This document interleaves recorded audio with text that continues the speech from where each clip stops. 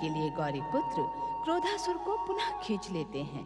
भोलेनाथ की उपेक्षा देखकर देवी पार्वती कैलाश का त्याग करती हैं। शिव कथन से दुखी महोदर गौरीपुत्र में विलीन हो जाते हैं। गौरीपुत्र दुखी माता पार्वती की सहायता करते हैं। शिवाज्ञा से विवश दैत्य गुरु की बात सुनकर क्रोधासुर क्रोधित हो जाता है। नारद क्रोधासुर को समझाने का असफल प्रयास करते हैं, लेकिन पर्वत पर देवी पार्वती के साथ गौरीपुत्र भी अदृश्य रहते हुए श्री महागणेश की आराधना कर रहे हैं। ओम विश्ववरदाय नमः।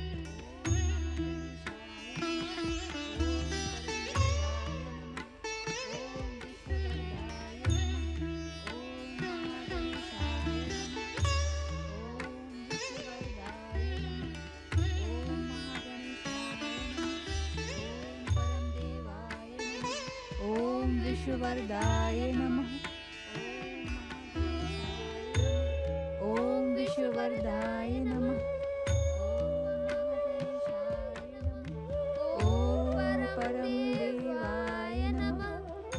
ओम विश्ववरदाय नमः।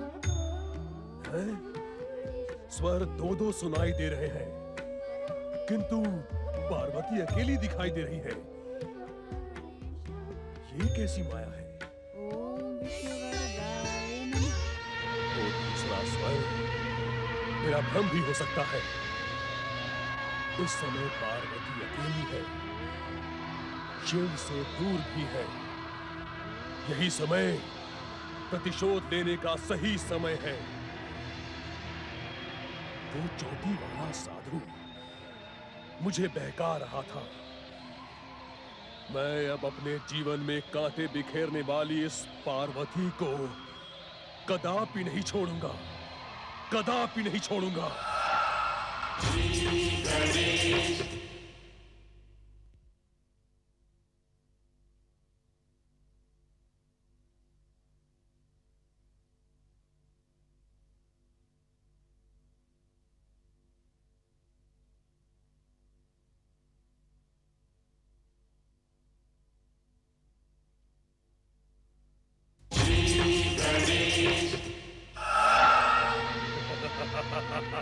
ओम विश्ववरदाय नमः।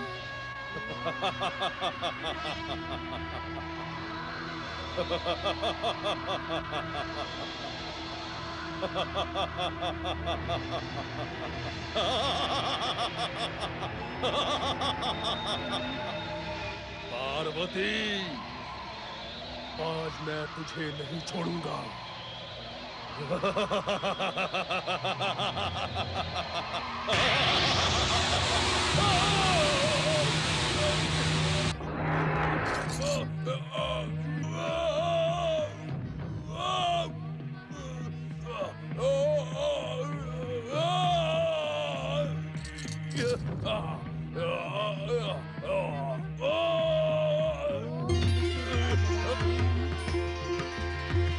दुष्ट बुद्धि क्रोधासुर, शक्ति स्वरूपा माता पार्वती पर प्रहार करने वाला स्वयं ही नष्ट हो जाता है। तू भी जीवित रहने के योग्य नहीं है दुष्ट, परंतु शिव आज्ञा का सम्मान करते हुए मैं तुझे जीवित छोड़कर शिव इच्छा से ही दैत्य गुरु शुक्राचार्य के आश्रम में फेंक देता हूँ।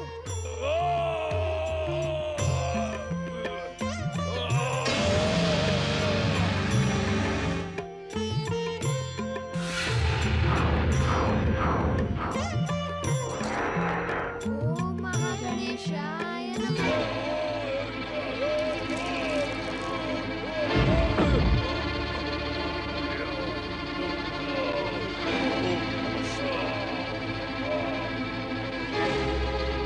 मैंने तुम्हें अपने आश्रम से चले जाने के लिए कहा था क्रोधासुर, तुम फिर अटके। शुक्राचार्य, तुम्हारे कारण मेरी ये दुर्दशा हो रही है। तुमने पार्वती का नाम लेकर मेरे क्रोध को जगाया, तो क्या मैं उससे प्रतिशोध न लेता? यानी कि तुम माता पार्वती से? हाँ, मैं पार्वती से प्रतिशोध लेने लेखन पर्वत गया था, किंतु वह एक मायावी ज्योति ने मुझे उखाड़कर यहाँ फेंक दिया। मैं पार्वती को छोड़ूंगा नहीं। ऐसी भूल ना कर मूर्ख, अन्यथा अपने जीवन से हाथ धो बैठेगा। अपमान के इस कड़वे घूंट को पीने से अच्छा है मैं पार्वती से प्रतिशोध लेकर अपने जीवन का बलिदान कर दूं। नहीं क्रोधासुर, मैं तुझे ऐसा नहीं करने दूंगा।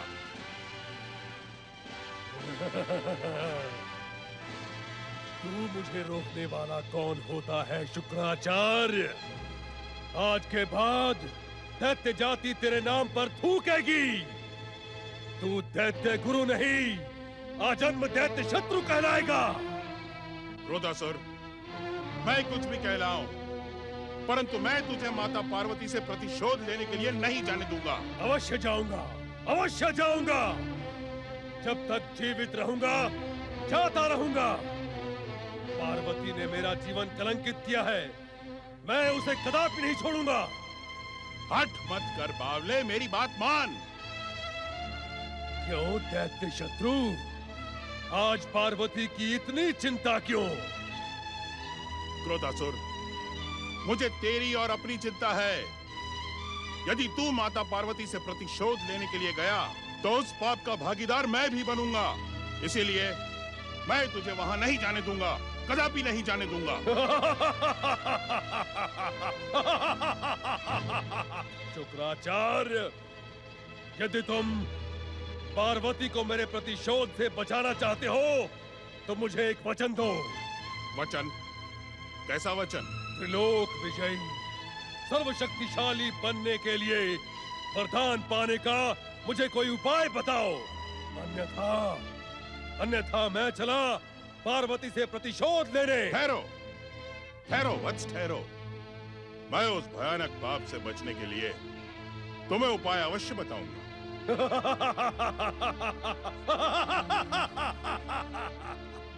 परम शक्तिशाली त्रिलोक विजयी सिंधु दैत्य ने सूर्य देव की आराधना करके इच्छित वरदान पाया था। वत्स क्रोधासुर, तुम भी सूर्य देव की आराधना करके उनसे अपना इच्छित वरदान प्राप्त कर सकते हो।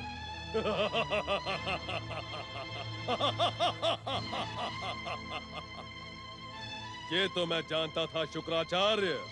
इस संसार में सीधी उंगली से घी कदापि नहीं निकलता। किंतु अब मुझे बताओ, सूर्य आराधना के लिए मुझे क्या करना होगा? क्रोधासुर, किसी पर्वत पर बैठकर ओम सूर्याय नमः, ओम आदित्याय नमः, ओम हिरण्यगर्भाय नमः के मंत्र का जाप करते हुए अपनी तपस्या प्रारंभ करो। सूर्य देव की कृपा से तुम्हारा कल्याण अवश्य होगा।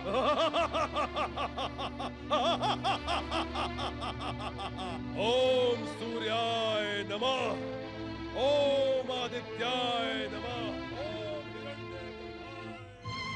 ओम महागणेशाय नमः, ओम परम देवाय नमः, ओम महागणेशाय नमः, ओम विश्ववरदाय नमः, ओम हिरण्यगर्भाय नमः, ओम महागणेशाय नमः, ओम विश्ववरदाय नमः, ओम सूर्याय नमः, ओम महागणेशाय नमः, ओम विश्ववरदाय नमः, ओम परम देवाय नमः, ओम महागणेशाय नमः, ओम विश्ववरदाय नमः, ओम परम देवाय नमः, ओम विश्ववरदाय नमः,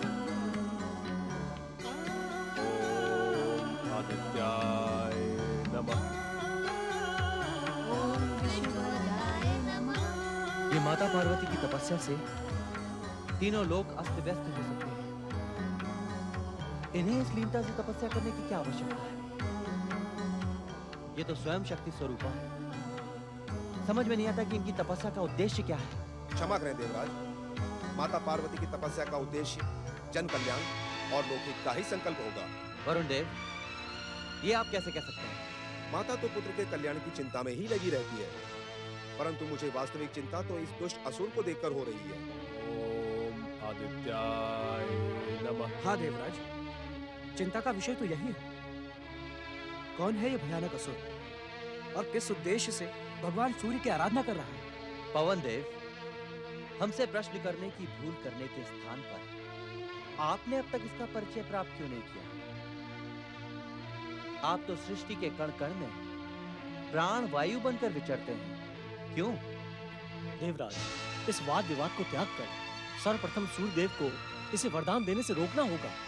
अपनी आराधना करने वाले को सूर्यदेव वरदान अवश्य देते हैं। सिंधु दैत्य को वरदान देते समय भी हमने उन्हें रोकने का सफल प्रयास किया था। परंतु अनजाने ही सूर्यदेव से अमरता का वरदान पाने वाला सिंधु दैत्य तो श्री महागणेश के अवतार के हाथों मारा गया और सूर्यदेव का वरदान भी उसकी रक्षा नहीं कर सका। रक्षा भले ही ना कर सका हो, किंतु हमें तो पतित कर दिया था ना स्वर्ग से सिंधु दैत्य ने, और उसने हमारे मस्तक पर कलंक का टीका लगा दिया था। हमें सूर्यदेव को रोकना ही होगा। नारायण नारायण। ओम श्री गणेशाय नमः। प्रणाम देव ऋषि। देवराज इंद्र, ये तो आप भली भांति जानते हैं कि आपके रोकने से भगवान सूर्य रुकने वाले नहीं हैं। हम उन्हें रुकने के लिए विवश कर देंगे देवर्षि। नारायण नारायण। देवराज इंद्र, सूर्य देव को विवश करने का प्रयास आप इससे पहले भी कई बार कर चुके हैं और हर बार का परिणाम आपको याद ही होगा, है ना? देव ऋषि, कुछ भी कहने सुनने की आवश्यकता नहीं है देवराज इंद्र। मैं अपनी दिव्य दृष्टि से ये देख रहा हूँ कि यह असुर सूर्यदेव से वरदान अवश्य पाएगा। अर्थात नारायण नारायण। अर्थात ये देवराज इंद्र कि ये असुर वरदान प्राप्त करके स्वर्ग पर अधिकार करेगा, फिर आपके मस्तक पर कलंक का टीका लगेगा।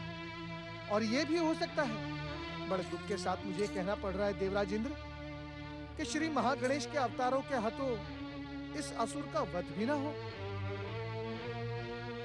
सावधान देवगणों, सावधान। नारायण नारायण।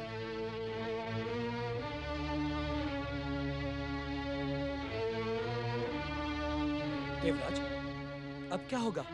देवर्षि नारद ने तो देवर्षि नारद की बात पर विश्वास करके हम हाथ पे हाथ धरे बैठे नहीं रहेंगे। हमें किसी भी मूल्य पर सूर्यदेव को वरदान देने से रोकना होगा। देवराज, यदि माता पार्वती की तीव्र तपस्या के प्रभाव से इस संसार में उथल पुथल हुई तो क्या होगा?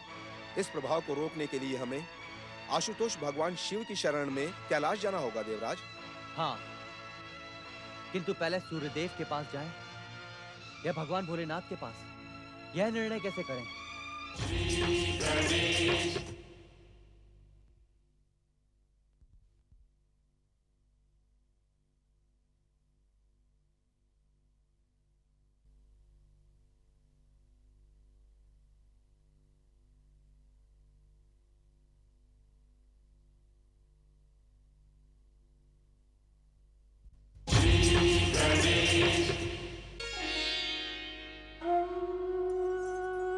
गौरीपुत्र, गौरीपुत्र।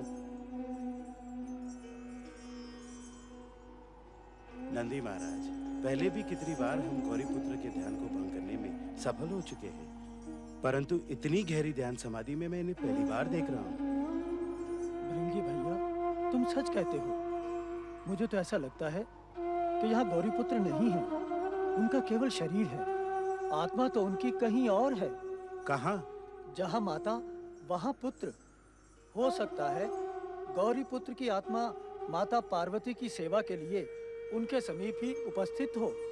गौरीपुत्र तो श्री मां गणेश के अवतार हैं, भगवान भोलेनाथ के पुत्र हैं, सर्वशक्तिमान हैं, इच्छा होने पर कुछ भी कर सकते हैं, परंतु हमारा हृदय तो माता के दर्शनों के लिए बिलक बिलक कर रो रहा है।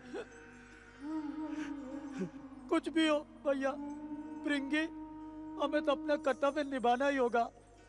माता के यहाँ न रहने पर गौरी पुत्र श्री गणेश की सेवा करना तो हमारा धर्म है।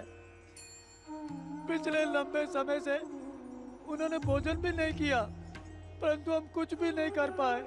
कैसी बातें करते हैं नंदी महाराज, आपने तो स्वयं ही कहा था ये केवल शरीर है, आत्मा तो माता की सेवा में चली गई है, फिर इन्हें भोजन की क्या आवश्यकता है?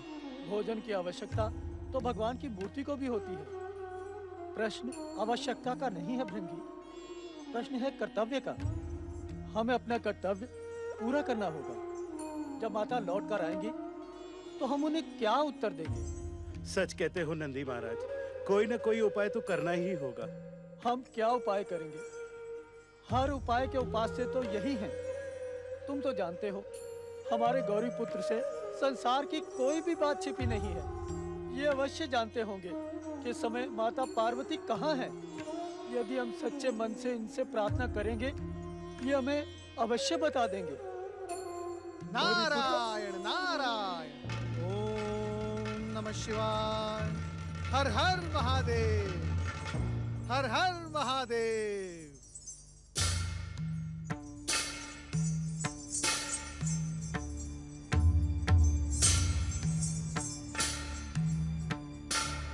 नारायण नारायण, ओम नमः शिवाय।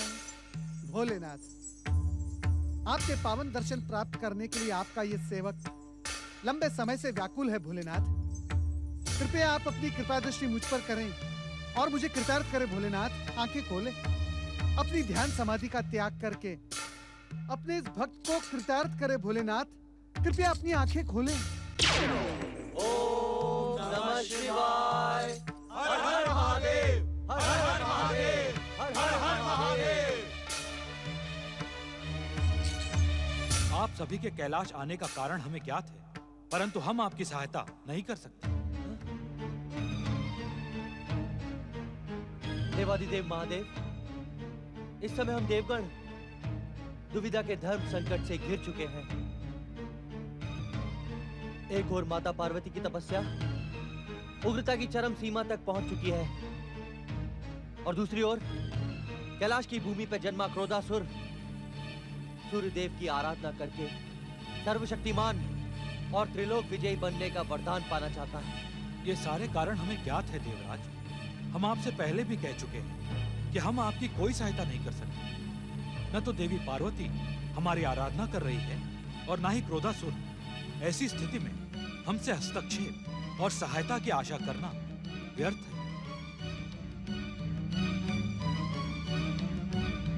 नारायण नारायण। भोलेनाथ, आप तो सर्वज्ञ हैं, सर्वशक्तिमान हैं, त्रिकालदर्शी हैं। आप त्रिदेव में प्रधान हैं महादेव। भोलेनाथ, आपके मार्गदर्शन के बिना कोई कुछ भी नहीं कर पाएगा। आप केवल हमें इतना बता दें कि माता पार्वती की इस कठोर तपस्या का परिणाम क्या होगा। शब्दों के चक्रव्यूह में उलझाकर भी तुम मुझे भ्रमित नहीं कर सकते नारद। शिव शिव शिव शिव शिव शिव शिव शिव शिव। नारायण नारायण, ये आप क्या कह रहे हैं भोलेनाथ? मैं तो केवल प्रार्थना कर रहा हूँ। नारायण नारायण, मन में मेरे केवल इस बात की जिज्ञासा है भोलेनाथ कि माता पार्वती की इस कठोर नारद, तुम तो देवर्षि हो। तुम भलीभांति जानते हो कि तपस्या का परिणाम आराधक की आराधना और आराध्य की कृपा पर निर्भर होता है। देवी पार्वती ने कैलाश का त्याग अपनी इच्छा से किया है। यही कारण है कि हम उनकी इच्छा का सम्मान करते हुए उनकी तपस्या के विषय में कोई बातचीत नहीं करेंगे। भोलेनाथ, भला माता पार्वती कैलाश से कब तक दूर रह सकती हैं? कृपया आप उन्हें यहाँ लाने का कोई उपाय करें। हमने जो कहा उससे अधिक न हमारा कुछ कहना उचित है और न ही आपका सुनना। आप सबका कल्याण हो। आप हे देवर्षि, अब हम क्या करें? नारायण नारायण। देवराज इंद्र, आपने स्वयं देखा कि माता पार्वती परम देव श्री महागणेश की आराधना कर रही है। श्री महागणेश और उनके अवतार अपने भक्तों का कभी अनिष्ट नहीं होने देंगे। आप तो इस समय माता पार्वती के स्थान पर क्रोधासुर की चिंता करें। कहीं वो आपके विरुद्ध संकटकारी वरदान प्राप्त करने में सफल हो गया तो नारायण नारायण। नहीं। ओम नमः शिवाय।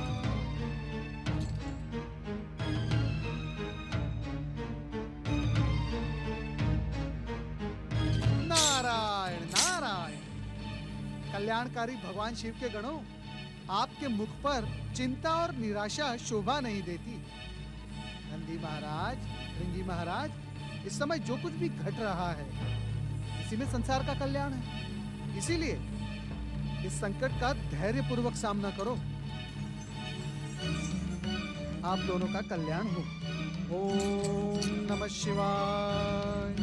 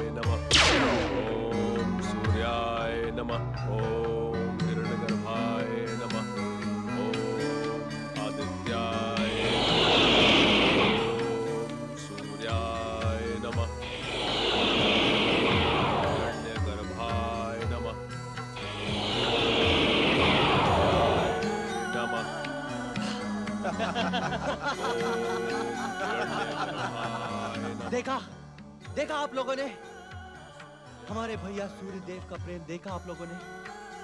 उन्होंने हमारे घोर शत्रु को अपनी ज्वालाओं से भस्म करने का निर्णय कर लिया है। देवगणों, अब हमारे समक्ष कोई संकट नहीं है, कोई संकट नहीं है। धन्य है भगवान सूर्यदेव, हमारी प्रार्थना से पहले ही उन्होंने हमारी मनोकामना पूरी कर दी। सूर्यदेव की जय हो। जय हो।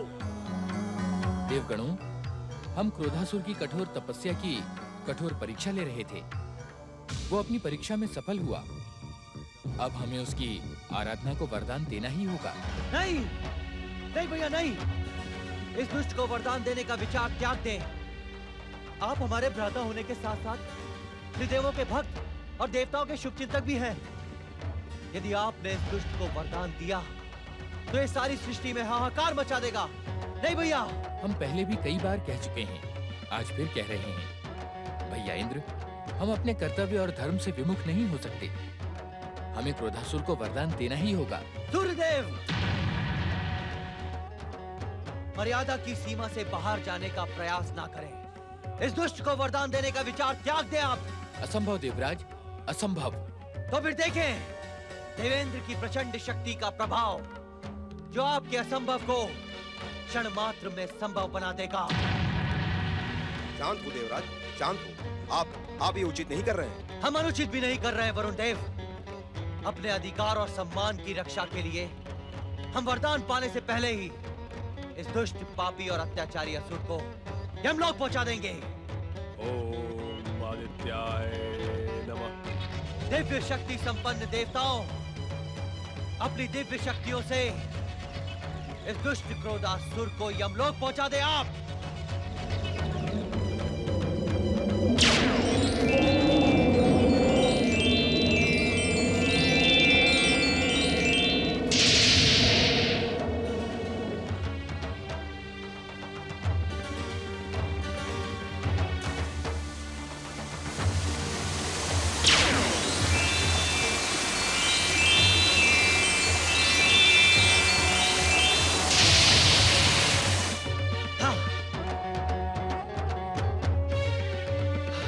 अग्निदेव,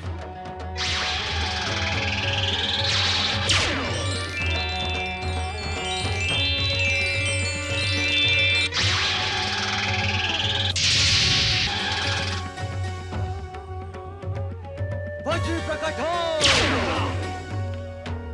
नहीं देवराज नहीं, अब वज्र प्रहार से कोई लाभ नहीं। महर्षि दधीचि की हड्डियों से बने वज्र को कलंकित न करें देवराज। दुष्ट क्रोधासुर की तप शक्ति का रक्षा कवच एक नहीं अनेकों वज्र प्रहार को असफल कर सकता है।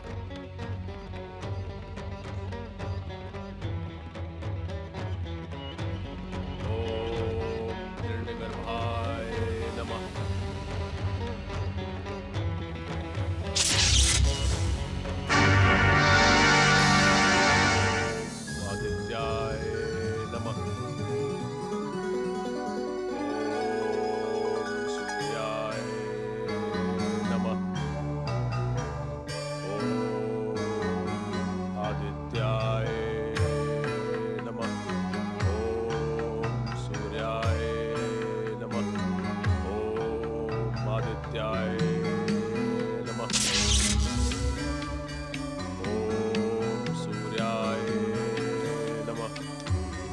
क्रोधासुर, वत्स क्रोधासुर, ओम आदित्याय नमः। हम तुम्हारी कठोर तपस्या से प्रसन्न हैं। हर परीक्षा में सफल होकर तुमने वरदान पाने का अधिकार पा लिया है। नमः। अब अपनी तपस्या को विराम दो और अपना इच्छित वरदान मांगो।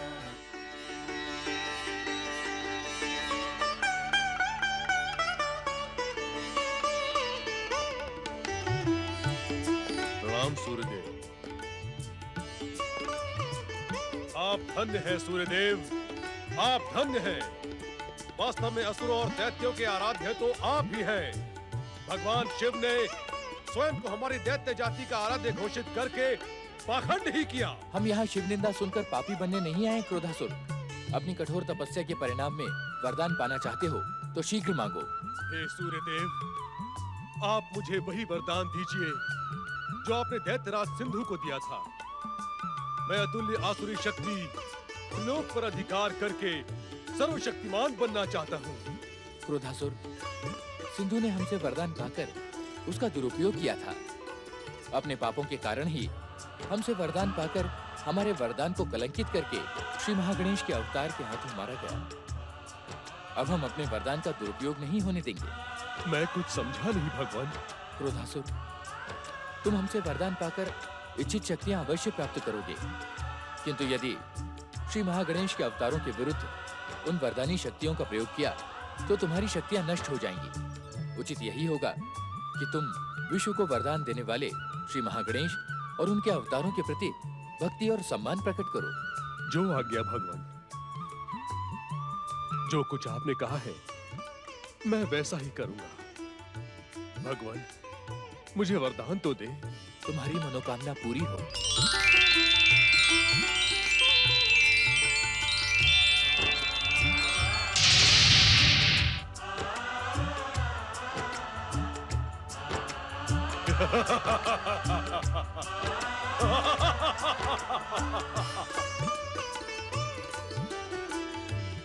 जय सूर्यदेव।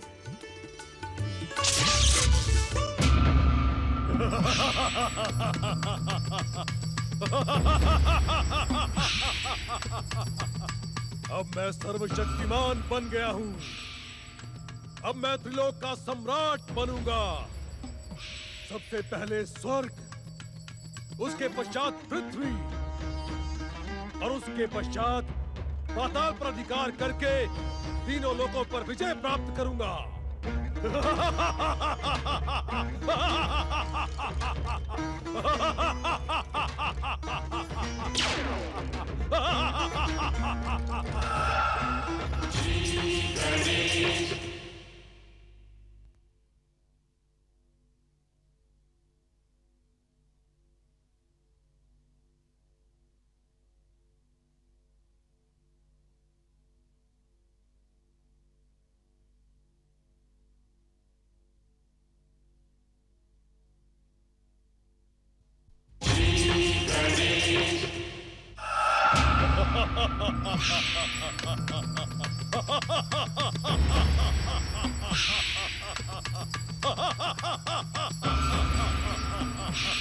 स्वर्ग के कायर और भीरू देवताओं, सावधान सावधान। सर्वशक्ति संपन्न महासुर राज क्रोधासुर तुम्हारे स्वर्ग पर अधिकार करने आ रहा है। अब यदि जीवित रहना चाहते हो तो इन चरणों की दास्तां स्वीकार करो।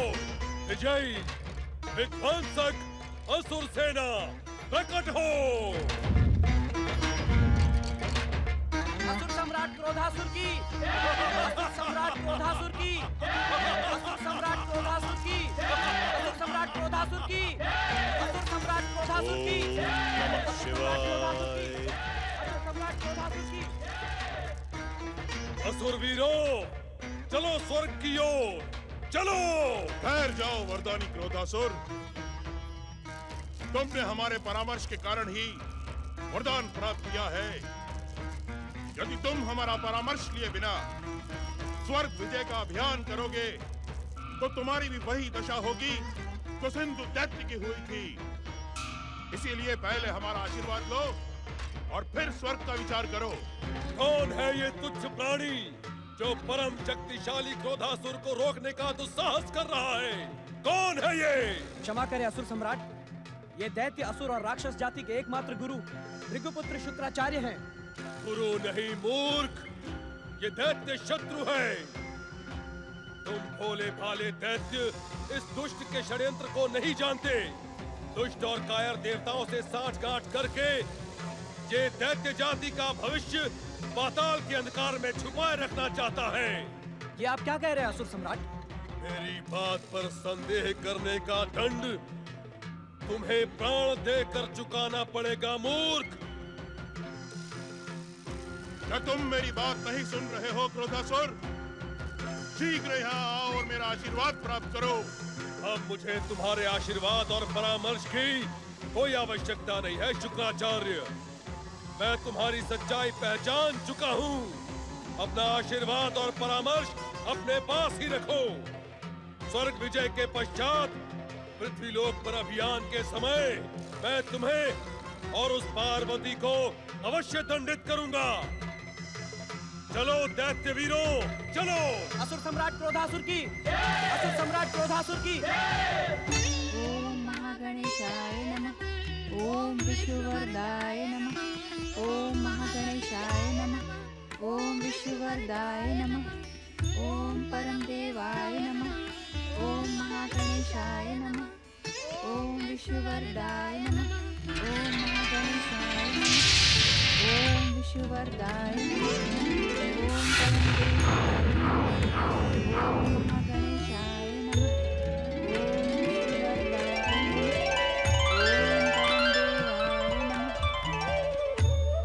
तुम्हारी तपस्या सफल हुई माता। तुम्हारी तपस्या के कारण सह्याद्री पर्वत माला का ये क्षेत्र केवल तीर्थ नहीं, तुम्हारे गणेश का पुण्य धाम बन चुका है। पृथ्वी पर इसकी महानता उसी प्रकार होगी जिस प्रकार नक्षत्र लोक के मध्य गणेश लोक की है। माता, आंखें खोलकर अपने प्रिय पुत्र गणेश को एक नए रूप में देखो।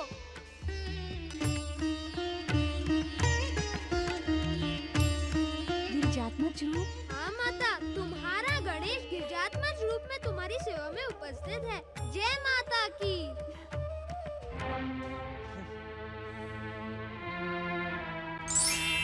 देवराज इंद्र की जय हो। कहे पवन देव, क्या देव गुप्तचरों की सूचना सत्य है? हाँ देवराज, सूर्य देव से वरदान पाकर कैलाश भूमि पे जन्मा क्रोधासुर क्रोध और उन्माद के साथ विध्वंसक असुर सेना लिए स्वर्ग की ओर बढ़ रहा है। हाँ, इसका तो मुझे पहले से ही अंदेशा था। भाई होकर भी सूर्य देव बार बार हम देवताओं की पीठ में छुरा भोंकने का अपराध करते हैं। उन्हें इस अपराध का दंड देना ही होगा देवगणों, देना ही होगा। क्षमा करें देवराज, इस समय सूर्यदेव की नहीं उस शत्रु की चिंता करें जो विध्वंसक और वरदानी शक्ति के साथ स्वर्ग की ओर बढ़ रहा है।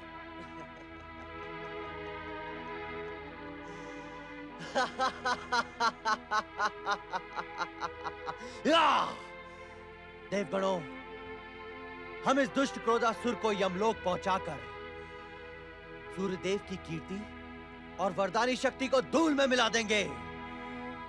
देवसेना, देवसेना प्रकट हो।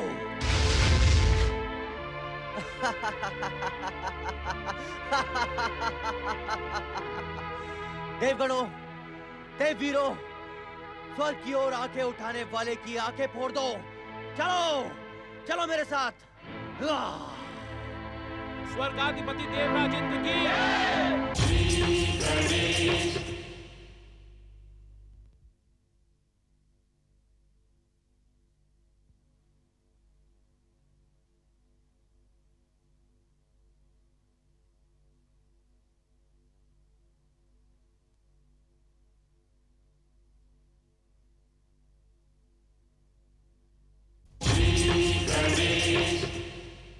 सर्वशक्तिमान वरदानी असुर सम्राट क्रोधासुर की। सर्वशक्तिमान वरदानी असुर सम्राट क्रोधासुर की। स्वर्गाधिपति देवराज इंद्र की। सर्वशक्तिमान असुर सम्राट क्रोधासुर की। स्वर्गाधिपति देवराज इंद्र की। सर्वशक्तिमान वरदानी असुर सम्राट क्रोधासुर की।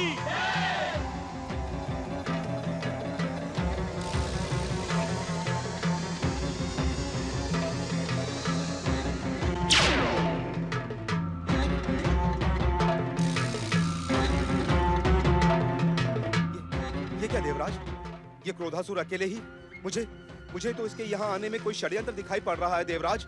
देवराज, ये क्रोधासुर शक्ति संपन्न है, कहीं ऐसा ना हो। वरुण देव, आप पर ये कायरता शोभा नहीं देती। ये दुष्ट अपनी मौत की कामना लिए हमारे समक्ष आ रहा है। मेरे प्रहार इसकी मौत को इतना भयानक बना देंगे कि आने वाले भविष्य में दैत्य, असुर और राक्षस जाति का कोई भी योद्धा हमारे स्वर्ग की ओर आंख उठाने का दुस्साहस नहीं करेगा।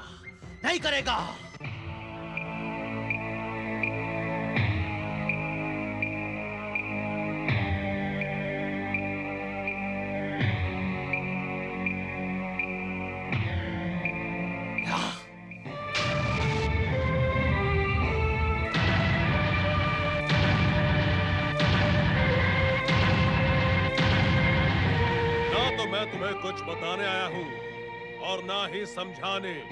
मैं केवल इतना कहने आया हूँ कि व्यर्थ का युद्ध और रक्तपात मुझे प्रिय नहीं।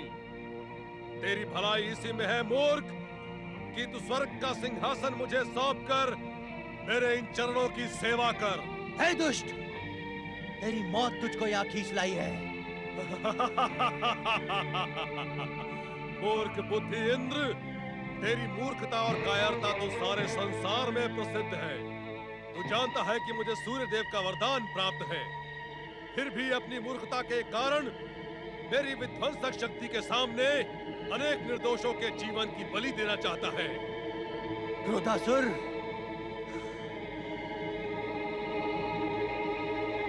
बलि तो तेरे जीवन की दी जाएगी क्रोधासुर, तेरे जीवन की।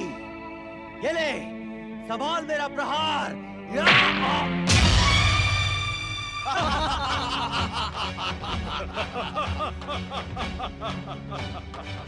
वज्र का भी प्रयोग करना चाहता है तो कर ले मूर्ख।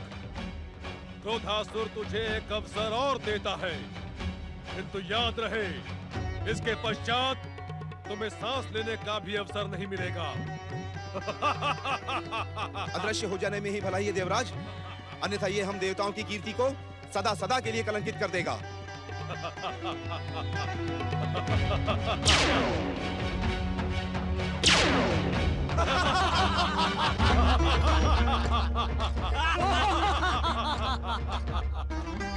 देव सैनिकों, क्रोधासुर की तुमसे कोई शत्रुता नहीं है। तुम्हारा स्वामी इंद्र कायरों के समान अपना मुंह छुपाकर यहाँ से भाग चुका है, तुम्हें मृत्यु के मुंह में धकेल कर।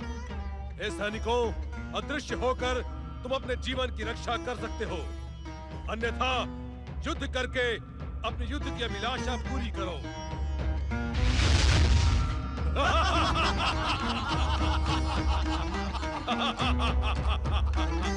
असुरवीरों, अब स्वर्ग हमारा है, किंतु याद रहे, स्वर्ग हमारा अंतिम लक्ष्य नहीं, किंतु लक्ष्य का प्रारंभ है। अब हम स्वर्ग पर अधिकार करके पृथ्वी अभियान की योजना को अंतिम रूप देंगे। चलो स्वर्ग की। क्रोधासुर को दंडित करते हैं। दैत्य गुरु की बात मानकर क्रोधासुर सूर्य आराधना करता है। क्रोधासुर पर इंद्र और देवताओं का शक्ति प्रयोग असफल होता है। क्रोधासुर को सावधान करते हुए सूर्यदेव वरदान देते हैं। देवी पार्वती की तपस्या सफल करने के लिए गौरी पुत्र गिरिजात्मज रूप में प्रकट होते हैं। वरदानी क्रोधासुर के सामने देव शक्ति पराजित होती है। प्राण बचाकर भागते भयभीत देवताओं को रोककर नारद कहते हैं, अरे अरे अरे अरे, ये प्राण बचाकर कहाँ भागे जा रहे हो देवताओं? देवर्षि, देवर्षि, हमारे साथ घोर अन्याय हुआ है। हम युद्ध में पराजित हो चुके हैं। अरे, लड़े बिना ही पराजित हो गए? नारायण नारायण, साहस छूट गया तुम्हारा। तो हम क्या करते देवर्षि? करने को तो बहुत कुछ कर सकते थे देवराज इंद्र। लोग मातृभूमि की रक्षा के लिए प्राणों का भी मोह नहीं करते, प्राण देकर प्राण लेते हैं। इन्हें बलिदानी कहा जाता है। युद्ध भूमि में प्राण त्यागने वाले का नाम आदर से लिया जाता है देवराज इंद्र, और पीठ दिखा के भागने वाले को कायर और भीरू कहा जाता है देवराज इंद्र, भीरू। देवर्षि, अब हमें और अधिक अपमानित मत करिए। ये सब सूर्यदेव के वरदान के कारण हुआ है। नारायण नारायण, दूसरों के दोष ढूंढना इस संसार का सबसे सरल काम है देवराज इंद्र। तनिक अपने भीतर भी तो झांक के देखें। दुष्कर्म ही दुष्कर्म दिखाई पड़ेंगे देवराज। ये आप क्या कह रहे हैं देवर्षि? वही पवन देव जो सत्य है। क्या आपने स्वर्ग की सुरक्षा के लिए धर्म और भक्ति का आश्रय लिया? दुष्टों का संहार करने वाले श्री महागणेश को एक बार भी याद किया? नारायण नारायण।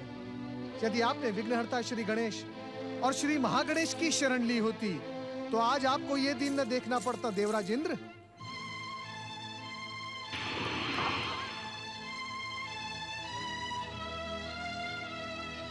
प्रणाम देवर्षि। देवर्षि, मैंने क्रोधासुर को वरदान देने से पहले सिंधु दैत्य का परिणाम याद दिलाते हुए उसे सावधान किया था। नारायण नारायण। आपने उसे किस प्रकार सावधान किया था सूर्यदेव? मैंने उसे कहा था कि यदि वो परमदेव श्री महागणेश के अवतारों के प्रति वरदानी शक्तियों का प्रयोग करेगा तो वे व्यर्थ हो जाएंगी। इसीलिए देवताओं को परमदेव श्री महागणेश की आराधना करके उनकी कृपा प्राप्त करनी चाहिए। धन्य हैं आप सूर्यदेव, धन्य हैं। धन्य है आपकी कीर्ति और धन्य है आपकी देवनिष्ठा। आपने अपने ही वरदान के विरुद्ध देवताओं की सहायता करके आपने अपना नाम इतिहास के पन्नों में स्वर्ण अक्षरों में लिखवा दिया। क्षमा करें देवऋषि, मुझे इसमें प्रशंसा का कोई कारण नहीं दिखाई पड़ता। नारायण नारायण। कारण तो उसे दिखाई देता है देवराज इंद्र जिसके भीतर धीरज, धैर्य और संतोष हो। स्वार्थ और ईर्ष्या ने आपकी बुद्धि विवेक को नष्ट कर डाला है। जिसे आप अपना शत्रु समझते रहें, वे ही भगवान सूर्य इस समय आपको भगवान श्री महागणेश की आराधना का परामर्श देने आए हैं देवराज। पहले इनसे ये पूछिए कि परिणाम को जानते हुए भी इन्होंने क्रोधासुर को वरदान दिया ही क्यों? आपकी वरदानी शक्ति की आड़ में वो हम देवताओं की कीर्ति दूर दुसरित करने में सफल रहा। इस प्रश्न का कोई उत्तर है आपके पास? मैं आपके किसी भी प्रश्न का उत्तर नहीं देना चाहता देवराज। ये तो केवल एक परामर्श था जो देवताओं की खोई हुई कीर्ति को पुनः स्थापित कर सकता है। वो मैंने दे दिया। अब यहाँ एक पल रुके रहना अनुचित है। प्रणाम देवर्षि। ओम श्री महागणेशाय नमः।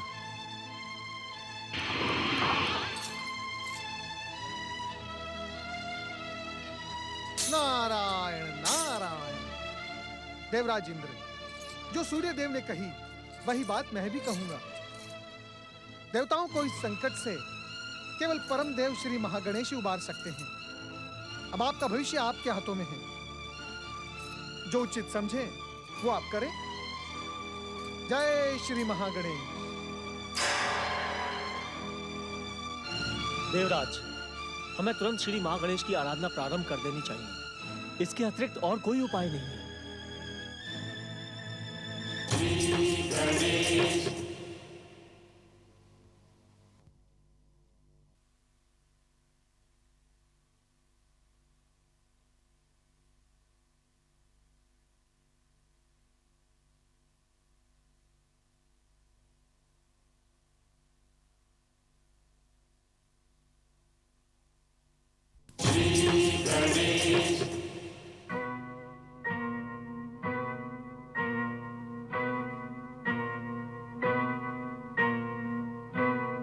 माता, लोक कल्याण और जनहित के जिस संकल्प को साध कर तुमने तपस्या की थी वह श्री महागणेश की इच्छा से पूर्ण हुई। आज के बाद जो भी भक्त यहाँ आकर श्री महागणेश की महिमा का गुणगान करते हुए आपका स्मरण करेगा उसे सर्व सिद्धियां प्राप्त होंगी, उसकी हर मनोकामना पूरी होगी, उसके जीवन से विघ्नों का अंत होकर सुख समृद्धि और शांति की वर्षा होगी।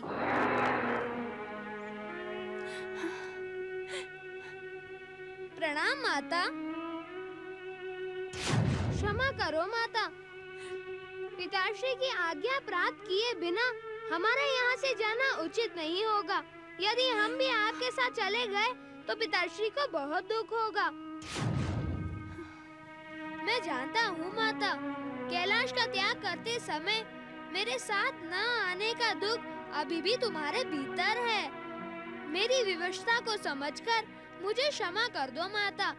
मैं पुत्र की मर्यादा का पालन करते हुए इस समय भी पिताश्री की सेवा में कैलाश में हूँ, परंतु मेरी प्राण ज्योति तुम्हारी सेवा के लिए इस मूर्ति में समाई है। तुम धन्य हो पुत्र। मैं जानती थी तुम अधिक समय तक अपनी माता से दूर नहीं रह सकते। गणपति, तुम वास्तव में पुत्र का आदर्श हो। संसार की हर नारी तुम्हारे जैसा आज्ञाकारी पुत्र पाने की कामना करेगी। माता, आपने जिस उद्देश्य से कैलाश का त्याग किया वह पूरा हुआ। लोक कल्याण और जनहित के लिए की गई आपकी तपस्या सफल हुई। अब कैलाश लौट चलें। नहीं पुत्र, अब हम दोनों इस गणपति तीर्थ क्षेत्र में निवास करेंगे। यहाँ आने वाले भक्तों को कल्याण और आशीर्वाद देंगे। संसार में सत्य और भक्ति की अलख जगाएंगे।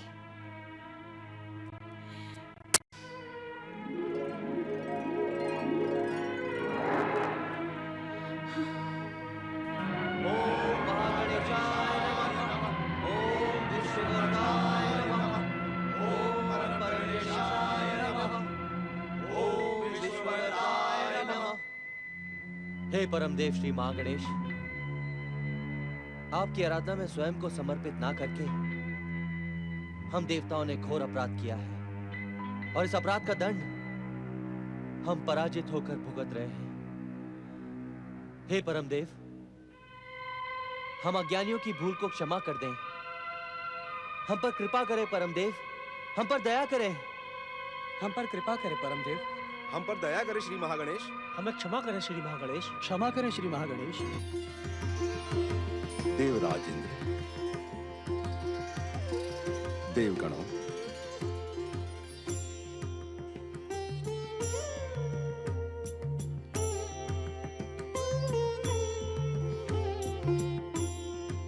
परमदेव श्री महागणेश की जय। विश्व को वरदान देकर संकट दूर करने वाले श्री महागणेश की जय।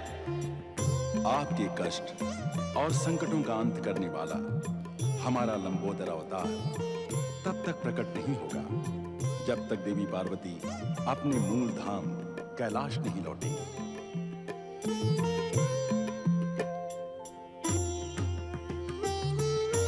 इसलिए सर्वप्रथम शक्ति स्वरूपा देवी पार्वती को प्रसन्न करके प्रार्थना कीजिए कि वे कैलाश लौटकर हमारे लंबोदर अवतार को प्रकट करने की भूमिका बनाए।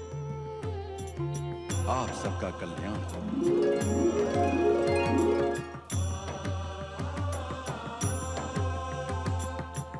देवताओं, हमें इसी समय सह्याद्री पर्वत जाकर माता जगदम्बा पार्वती को प्रसन्न करना होगा, उनसे प्रार्थना करनी होगी।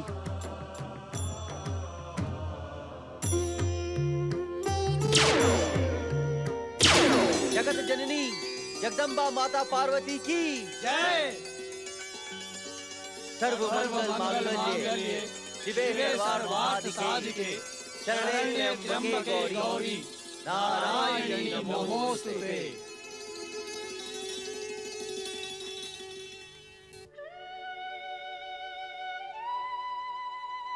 देवराज, देवगण, गिरिजात्मज गणपति तीर्थ में आप सबका स्वागत है। पृथ्वी के गणेश लोक के समान इस पावन तीर्थ के आप सब प्रथम तीर्थयात्री हैं। इस तीर्थ की यात्रा करने के कारण आपकी मनोकामना अवश्य पूर्ण होगी। माता, हम देवगण आपके पास एक प्रार्थना लेकर आए हैं। हमें पूर्ण विश्वास है कि आप हमारी प्रार्थना अस्वीकार नहीं करेंगी। हे माते, लोक कल्याण और जनहित के जिस संकल्प को साधकर आपने ये कठोर तपस्या की है, वो सफल हुई है। हमें इस बात का ज्ञान है माते। माते, आपके प्रयास से ही ये स्वयंभू गिरिजात्मज गणपति तीर्थ प्रकट हुआ है। हे माते, अब आपको भगवान शिव और गौरी पुत्र श्री गणेश के पास कैलाश लौट चलना चाहिए। ये प्रार्थना है अथवा परामर्श? किसी के बिना पूछे आपने परामर्श देना कब से सीख लिया देवराज? मुझे आपके परामर्श की कोई आवश्यकता नहीं। अवश्य ही इस अनुरोध के पीछे आपका कोई स्वार्थ छुपा होगा। माता, ये तो संसार की रीत है कि पुत्र कुपुत्र होते हैं, परंतु माता कुमाता नहीं होती। ये सत्य है कि हम हमारा स्वार्थ साध कर ही आपकी सेवा में आए हैं, परंतु आपकी सेवा में भेजने का आदेश जो पूरे संसार के आराध्य है, परमदेव श्री महागणेश ने ही दिया है। हाँ माता, परमदेव ने कहा है जब तक आप कैलाश नहीं लौटेगी तब तक संसार को अत्याचारी क्रोधासुर के अत्याचारों से मुक्ति देने वाले श्री महागणेश के लंबोदर अवतार प्रकट नहीं होंगे। माता, हम बड़ी आशा लेकर आपकी सेवा में इस प्रार्थना के साथ आप सब महादेव की शरण में कैलाश जाएं। इस परामर्श के अतिरिक्त इस समय मैं आपकी और कोई सहायता नहीं कर सकती। माते, आपके कैलाश पहुंचे बिना महादेव हमारी कोई सहायता नहीं करेंगे। हम अज्ञानी बच्चों पर दया करते हुए आप कैलाश लौट चले माते। हमें आप सबसे सहानुभूति है। इस गणपति तीर्थ के दर्शन कर लेने के कारण आपकी मनोकामना अवश्य पूरी होगी, परंतु मैं तब तक कैलाश नहीं लौटूंगी जब तक मेरे स्वामी मुझे सम्मान के साथ यहाँ लेने नहीं आएंगे। ये मेरा दृढ़ निश्चय है। माता, ऐसी स्थिति में तो यदि कल्याण स्वरूपी भगवान शिव को आप देवताओं का कल्याण प्रिय होगा तो उन्हें यहाँ अवश्य आना होगा।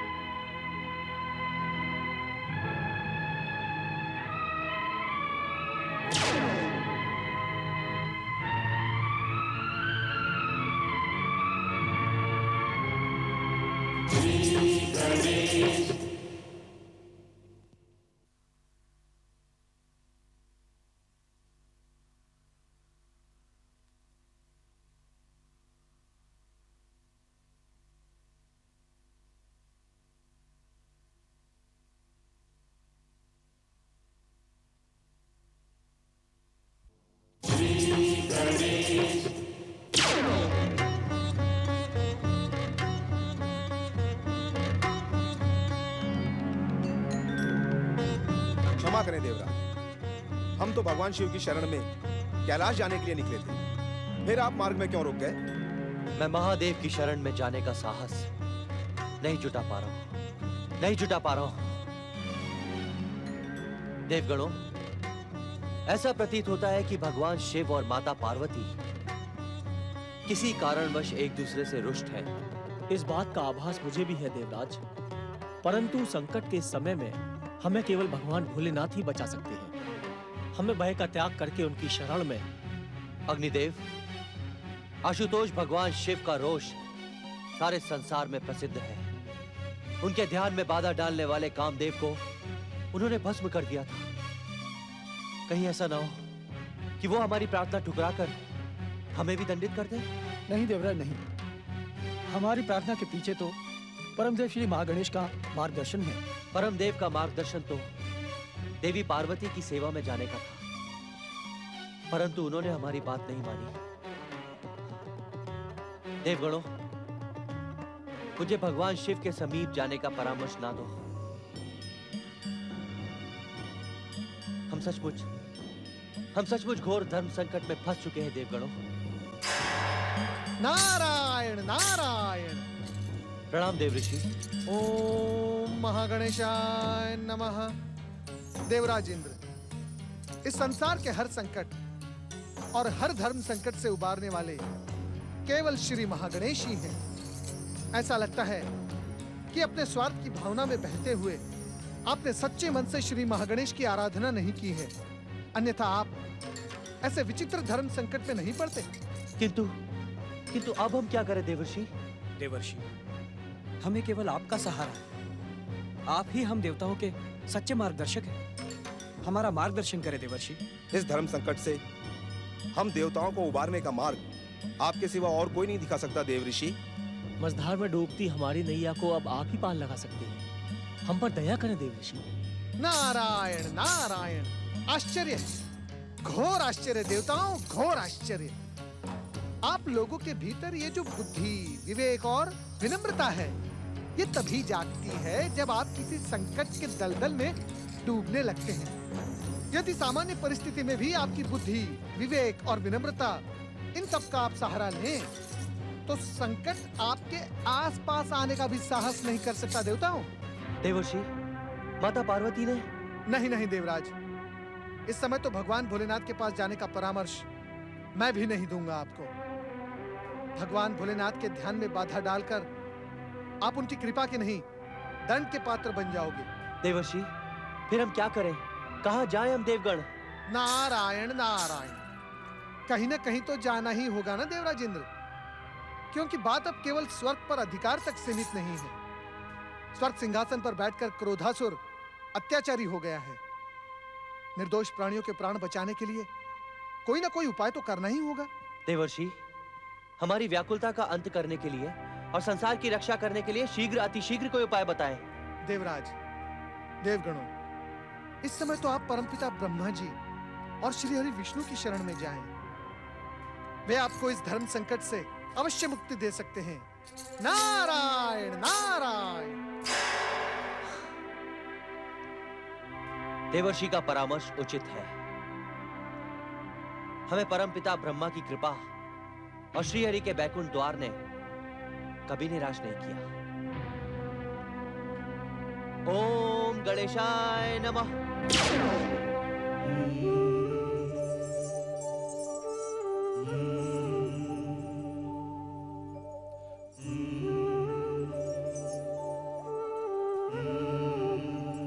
ऐसे कब तक खड़े रहेंगे नंदी महाराज?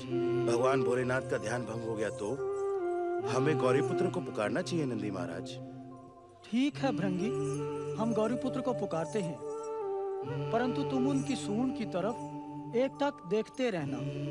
ध्यान के समय गौरीपुत्र की सूंड ही सक्रिय रहती है। आप चिंता न करें नंदी महाराज, जैसे ही सूंड में कंपन पैदा होगी हम दोनों भागकर भगवान भोलेनाथ की सेवा में पहुंच जाएंगे। गौरीपुत्र, हम पर कृपा करें। नंदी महाराज, आपका स्वर तो आपके कानों तक नहीं पहुंचा, गौरीपुत्र कैसे सुन पाएंगे? गौरीपुत्र, आपने पिछले कई दिनों से कुछ नहीं खाया। हम दोनों ने भी। भागो नंदी भैया भागो, गणपति की सूंड जाग उठी है। भयभीत ना हो शिवगणों, आओ मेरे समीप आओ। गौरीपुत्र, आपने। हम जानते हैं नंदी महाराज कि माता पार्वती के जाने के बाद कैलाश में किसी ने भी अन्न का एक दाना भी ग्रहण नहीं किया है, परंतु मेरा दृढ़ निश्चय है जब तक माता पार्वती लौट कर नहीं आएंगी तब तक हम अपने अनशन व्रत का त्याग नहीं करेंगे। परंतु आप दोनों बिना किसी चिंता के प्रसाद ग्रहण करें, क्योंकि आप दोनों ने कोई संकल्प अथवा निश्चय नहीं किया है। बिना इच्छा के अनशन करने से कोई काम सफल नहीं होता। गौरीपुत्र, आप तो स्वयं परमदेव श्री महागणेश के अवतार हैं और त्रिकालदर्शी हैं। आपसे इस संसार में कुछ भी छुपा नहीं है। कम से कम इतना तो बता दें कि माता पार्वती कहाँ हैं और कैलाश कब लौटेंगी। हम सब एक समान माता की प्रतीक्षा कर रहे हैं। आप भोलेनाथ से प्रार्थना करें कि माता शीघ्र लौट कर आए। गौरीपुत्र, आप दोनों के कार्य निर्धारित हो चुके हैं। यदि आप दोनों के भीतर माता के लौटने की उत्सुकता है तो जो कुछ हमने कहा है वही कीजिए।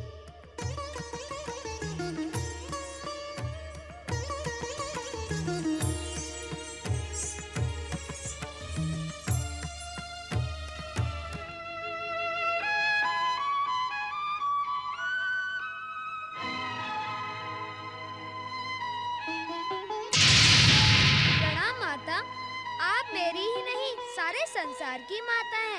आप जानती हैं कि यदि क्रोधासुर को पराजित नहीं किया गया तो वह सारे संसार में उत्पात मचा देगा। उसके अत्याचारों का प्रारंभ हो चुका है माँ। उस दुष्ट को रोकने के लिए संसार के प्राणियों पर दया करो। शीघ्र कैलाश लौटकर दुष्ट क्रोधासुर का अंत करने वाले परम देव श्री महागणेश के लंबोदर अवतार को प्रकट करने की भूमिका बनाओ माँ।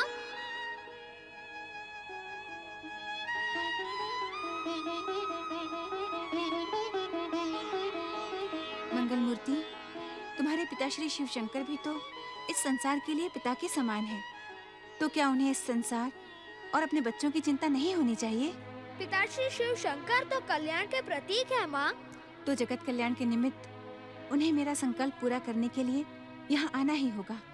ये मेरा अटल और अंतिम निर्णय है।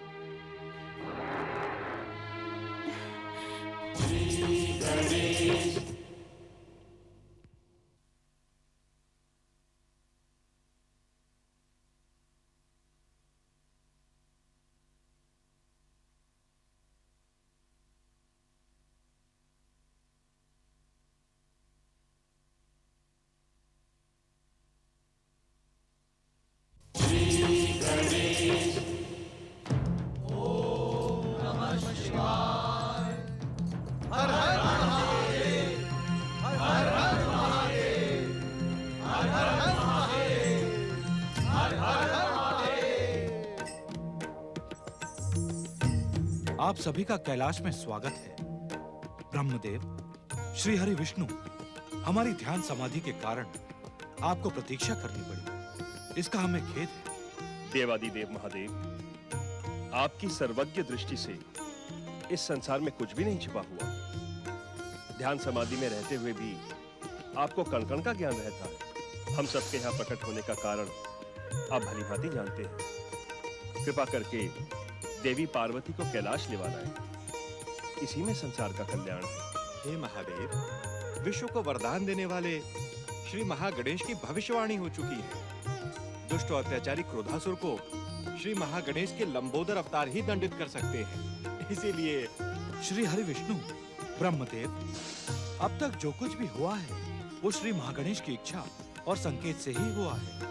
आगे भी जो कुछ होगा वो श्री महागणेश की इच्छा और लीला के अनुसार ही होगा। चिंतित होने का कोई कारण ही नहीं है। प्रणाम पिताश्री, प्रणाम ब्रह्मदेव, प्रणाम श्री हरि, प्रणाम देवर्षि नारद। महादेव, आपका कथन सत्य का प्रतीक और सुंदर का साक्षी है। यदि आप क्रोधासुर को भस्म करने का अनुरोध मान लेते तो माता पार्वती कैलाश से लेखनगिरी पर्वत प्रस्थान न करती। जय जय श्री गणेश। यदि शिव लीला के कारण माता पार्वती लेखनगिरी पर्वत ही न जाती तो गिरजात्मज तीर्थ प्रकट ही न होता और फिर आने वाले युगों में असंख्य गणेश भक्त अपनी कामना पूर्ति और भक्ति से वंचित रह जाते। महादेव, अब तो आपको भी परम देव श्री महागणेश की इच्छा का संकेत मिल चुका होगा। मैं तो पिछले लंबे समय से इसी अवसर की प्रतीक्षा कर रहा था। इस घटनाक्रम में जो कुछ भी घटित हुआ उसमें परम देव श्री महागणेश की इच्छा और आपकी लीला ही प्रभावी थी। तुम सत्य कह रहे हो पुत्र। हम त्रिदेव भी श्री महागणेश द्वारा रचित सृष्टि के विधान के अनुसार ही कार्य करने के लिए प्रतिबद्ध हैं। तो अब देवताओं के साथ ही साथ संसार के कल्याण का महायज्ञ संपन्न करने की कृपा करें महादेव। अवश्य। हम आप सबकी इच्छा का सम्मान करते हुए देवी पार्वती का संकल्प अवश्य पूरा करेंगे।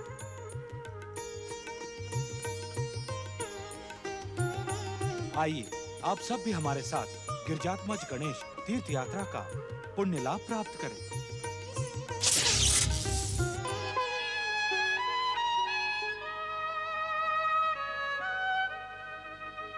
शक्ति स्वरूपा जगदम्बा माता पार्वती की जय। शक्ति स्वरूपा जगदम्बा माता पार्वती की जय। सर्वार्थ साधिके शरण्ये त्र्यंबके गौरी नारायणे नमोस्तुते। शक्ति स्वरूपा जगदम्बा माता पार्वती की जय। शक्ति स्वरूपा जगदम्बा माता पार्वती की जय। शक्ति स्वरूपा जगदम्बा माता पार्वती की जय। इधर उधर क्या देख रही हो देवी पार्वती? हम तो सदा ही तुम्हारे निकट रहते हैं। अपितु हम तुम में और तुम हम में समाई रहती है। सांसारिक दृष्टि से भिन्न भिन्न शरीर होते हुए भी शिव शक्ति अभिन्न है। पति परमेश्वराय नमो नमः। जय माता की। माता, पिता श्री महादेव के आ जाने के कारण तुम्हारा ये संकल्प भी पूरा हुआ। त्रिदेव ब्रह्मा विष्णु महेश और जगदम्बा माता पार्वती की नारायण नारायण। देवराज जी, देखा आपने, देखा इस तीर्थ की महिमा को देखा। माता पार्वती ने पहले ही कहा था कि इस तीर्थ की यात्रा करने के कारण आपकी मनोकामना अवश्य पूर्ण होगी। देवर्षि, हम इस परम पावन तीर्थ स्थल के दर्शन पाकर धन्य हो गए। इससे शुभ अवसर और क्या हो सकता है देवराज जी, कि इस पावन तीर्थ क्षेत्र पर एक साथ ब्रह्मा विष्णु महेश उपस्थित हैं। त्रिदेव, आपका एक परम भक्त नारद आपसे एक प्रार्थना करना चाहता है। हम तुम्हारी प्रार्थना सुनने के लिए उत्सुक हैं नारद। परमपिता, पृथ्वी के गणेश लोक के समान इस पावन तीर्थ की यात्रा करने वाले यात्रियों को आप त्रिदेवों की भी पुण्य कृपा प्राप्त होनी चाहिए। अवश्य। आज के बाद गिरिजात्मज मूर्ति के दर्शन करने वाले भक्त सत्य की शक्ति से प्रेरित होकर संसार का ऐश्वर्य भोग करेंगे। मेरी रज शक्ति के प्रभाव से इस तीर्थ की यात्रा करने वाले भक्तों का जीवन सुख शांति से परिपूर्ण होगा। दर्शन की अभिलाषा लेकर यहाँ आने वाली जीवात्मा आवागमन से मुक्ति पाकर अपना इच्छित धाम प्राप्त करेगी। गिरिजात्मज तीर्थ की यात्रा करने वाले भक्त मेरी कल्याणकारी कृपा के अधिकारी होंगे। अब तो सबके संकल्प और मनोरथ पूरे हो गए, पर तीर्थ यात्रा में आने का प्रसाद तो अब तक नहीं मिला। माता, हम सबका अनशन व्रत भी सफल हो चुका है। अब तुरंत कैलाश चलकर अपने हाथों से बने मोदक इस तीर्थ यात्रा के प्रसाद के रूप में हम सबको खिलाओ। नारायण नारायण। और प्रसाद के साथ ही साथ अत्याचारी क्रोधासुर का अंत करने वाले श्री महागणेश के लंबोदर अवतार को प्रकट करने की भूमिका भी बनाए माता। अवश्य।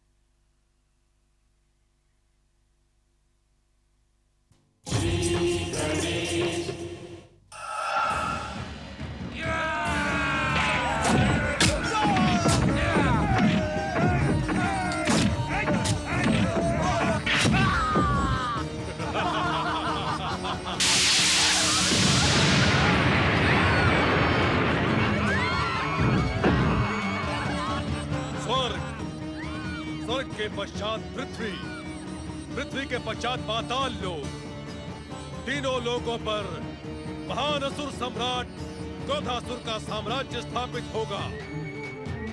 सेना नायक, तुम असुर सेना की टुकड़ी लेकर पाताल की ओर अभियान करो। जो आज्ञा असुर सम्राट। मूर्ख, असुर सम्राट नहीं, त्रिलोकपति कहो, त्रिलोकपति। नारायण नारायण। जय जय श्री महागणेश। मूर्ख साधु, क्या तू इतना नहीं जानता कि त्रिलोकपति के सामने किसी और की जय जयकार नहीं की जाती? नारायण नारायण। मूर्ख और अज्ञानी अपने ही समान सभी को मूर्ख और अज्ञानी समझते हैं। मैं तुम्हें सावधान करने आया हूँ मूर्ख क्रोधासुर। इन पृथ्वीवासियों पर जो तुम अत्याचार कर रहे हो ना, ये शीघ्र ही रोक दो, अन्यथा श्री महागणेश का कोप तुम्हें ले डूबेगा। नारायण।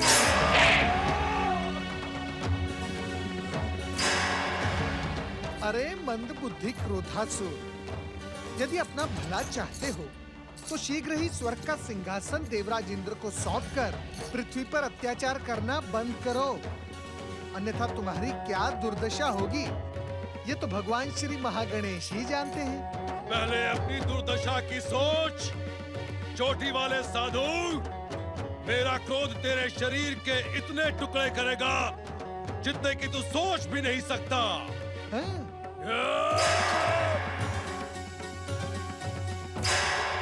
नारायण नारायण। अरे अज्ञानी क्रोधासुर, तुम मुझे स्पर्श भी नहीं कर पाओगे। तुम्हें पराजित करने की भूमिका बनाने के लिए माता पार्वती कैलाश पहुंच चुकी हैं और तुम्हें दंडित करने के लिए श्री महागणेश के लंबोदर अवतार के प्रकट होने में अब अधिक समय नहीं है। ओम लंबोदराय नमः। सावधान हो जाओ, अन्यथा नारायण नारायण। इसी समय कैलाश पर आक्रमण कर देना उचित होगा त्रिलोकपति। शत्रु को प्रकट होने से पहले ही उसे समाप्त करने की भूमिका बनाएं। सारी असुर सेना आपके आदेश की प्रतीक्षा कर रही है। अपने शत्रु को दंडित और समाप्त करने के लिए क्रोधासुर को किसी सेना की आवश्यकता नहीं मूर्ख। अपने शत्रुओं का काल हूं मैं, काल से भी विकराल हूं मैं। त्रिदेव ब्रह्मा विष्णु महेश और माता पार्वती की जय। त्रिदेव ब्रह्मा विष्णु महेश और माता पार्वती की जय। त्रिदेव ब्रह्मा विष्णु महेश और माता पार्वती की जय।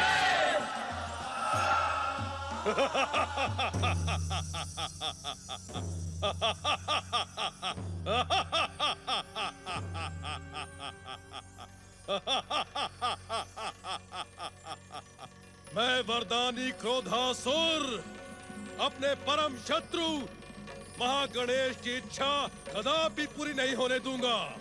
मैं जानता हूँ इस कैलाश भूमि पर महागणेश का अवतार लंबोदर प्रकट होने वाला है, किंतु उससे पहले ही मैं इस कैलाश भूमि को नष्ट भ्रष्ट कर डालूंगा। देवर्षि, तुम्हारा मार्गदर्शन पाकर भी ये उन्मत्त हो गया। इसे तो उन्मत्त होना ही था। मैंने तो पहले इसे भस्म करने का परामर्श दिया था। इसका जीवित रहना उचित नहीं है स्वामी। मंगल मूर्ति श्री महागणेश की इच्छा का संकेत मिल चुका है। इस दुष्ट क्रोधासुर को परास्त करने वाले श्री महागणेश के अवतार लंबोदर के प्रकट होने का अवसर आ चुका है। जो आज्ञा पिताश्री।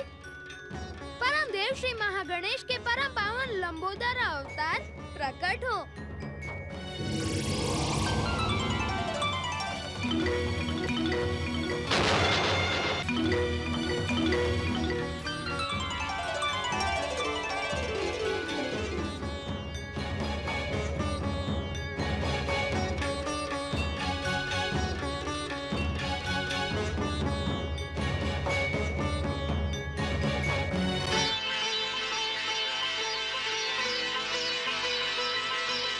श्री महागणेश की परम देव श्री महागणेश की श्री महागणेश की इच्छा का ज्ञान तो तुम्हें भली भांति है लंबोदर।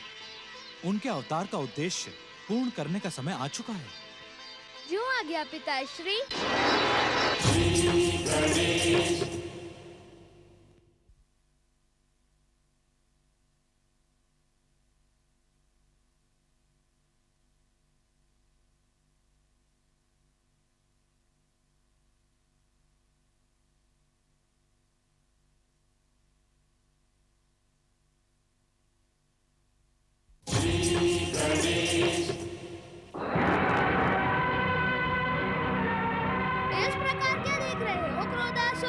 मुझसे युद्ध करो।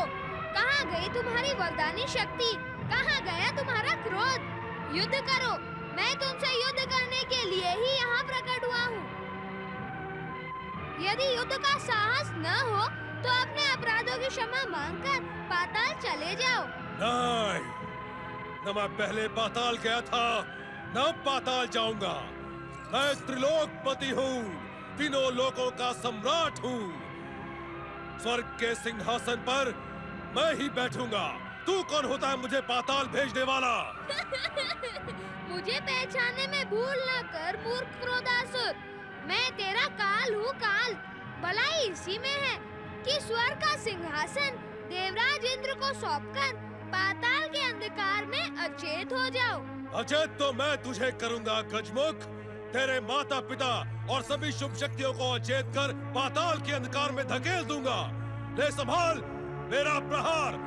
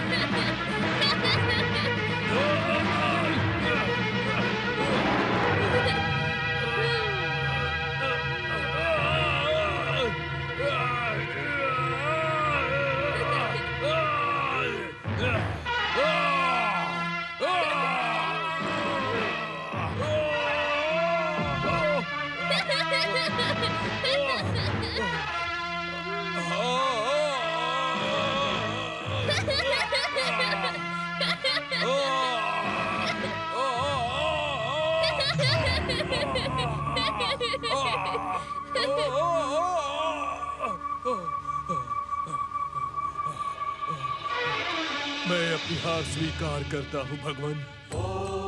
हे लंबोदर, मुझे क्षमा कर दीजिए, मुझे क्षमा कर दीजिए, मुझे क्षमा कर दीजिए भगवान, मुझे क्षमा कर दीजिए।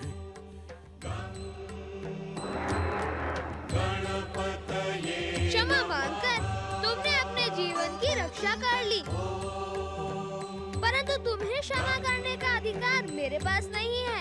यदि क्षमा मांगनी ही है तो माता पार्वती, भगवान भोलेनाथ और उन सबसे क्षमा मांगो जिन्हें तुम्हारे अत्याचारों के कारण कष्ट भुगतना पड़ा। जो आज्ञा भगवान, जो आज्ञा।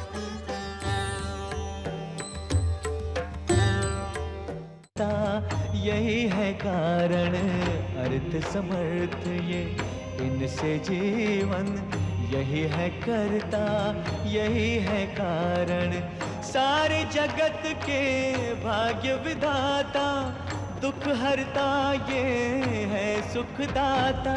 श्री गणेश, श्री